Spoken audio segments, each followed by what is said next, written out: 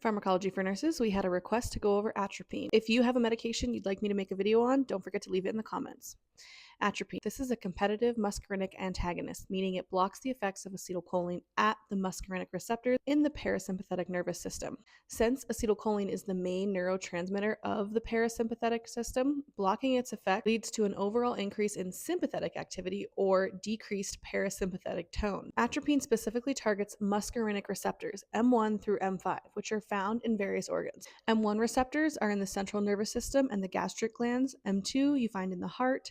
M3 is going to be in the smooth muscle, so things like gut, bladder, bronchi, exocrine glands like salivary and sweat, and then our M4 and our M5 receptors are also in the central nervous system. Since atropine does not affect nicotinic receptors, which are involved in skeletal muscle movement and the autonomic ganglia, it does not cause paralysis like neuromuscular blockers do. But let's talk about what atropine does. Atropine is primarily used for its effects on the heart, secretions, and smooth muscle. When it comes to cardiac, atropine increases heart rate. Normally, the parasympathetic stimulation via the vagus nerve slows the heart rate by releasing acetylcholine, which binds to M2 receptors in the sinoatrial node and decreases heart rate. Atropine blocks M2 receptors, preventing acetylcholine from exerting its bradycardic effects. This leads to increased firing in the SA node, resulting in increased heart rate or a positive chronotropic effect. Therefore, we can use it for bradycardia.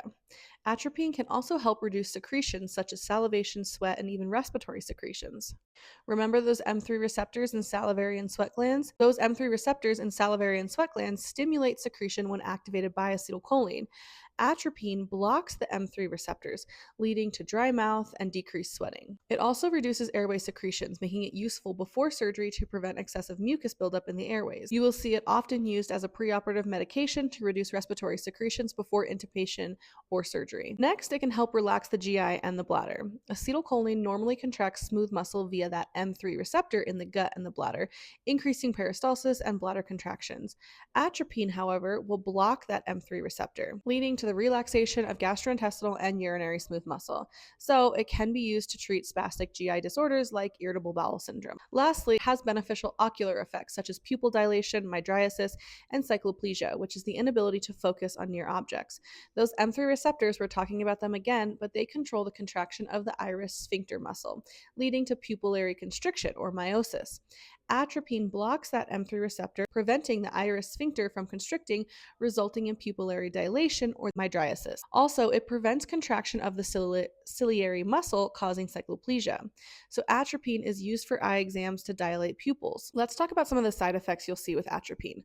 Well, because atropine systemically blocks those muscarinic receptors, it can cause widespread parasympathetic inhibition, leading to several different side effects. Tachycardia is one of them. While atropine is used to treat bradycardia, excessive doses can actually lead to excessive heart rate acceleration, which may precipitate arrhythmias or myocardial ischemia, especially in patients with coronary artery disease. Dry mouth and dry eyes. By blocking the M3 receptors in the salivary and lacrimal glands, atropine reduces saliva and tear production, causing those dry mouth and dry eyes. Long-term use may increase the risk of dental caries and eye irritation. Urinary retention. Inhibiting those M3 receptors in the bladder reduces detrusor muscle contractions, leading to urinary retention, especially in older men with benign prostatic hyperplasia, BPH. Constipation. Atropine slows peristalsis, leading to delayed gastric emptying and constipation. Hyperthermia or atropine fever. Atropine blocks sweat gland secretion, which is controlled by those M3 receptors.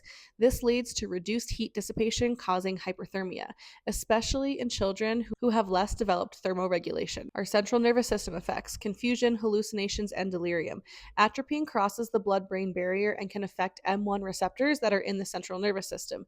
In high doses, it can cause confusion, hallucinations, restlessness, and even coma, especially in our elderly patients. Because of all this, let's connect the dots and discuss what we need to do as nurses. First, monitor that heart rate and watch for tachycardia and arrhythmias, especially in your patients who have coronary artery disease or recent MI. In our older patients and our male patients with BPH, we're assessing for urinary retention, and we're going to encourage frequent voiding and monitor bladder distension. We need to prevent hyperthermia by monitoring body temperature, especially in our pediatric and elderly patients. Keep the patient hydrated and in a cool environment to prevent heat exhaustion. And we need to provide oral care. Patients may experience that dry mouth, increasing the risk of cavities and oral infections. Encourage encourage sugar-free gum, ice chips, and oral rinses. We're also going to monitor for those central nervous system effects. Watch for signs of confusion, restlessness, or hallucinations, again, especially in our elderly patients. Avoid use in patients with dementia or delirium, as atropine can actually worsen cognitive impairment. And lastly, educate patients about vision changes. Mydriasis or dilated pupils can cause blurred vision and light sensitivity. Instruct your patients to wear sunglasses and avoid driving until the vision clears. If this was helpful, share with a fellow nursing student, and don't forget to like and follow for more Pharm for Nurses.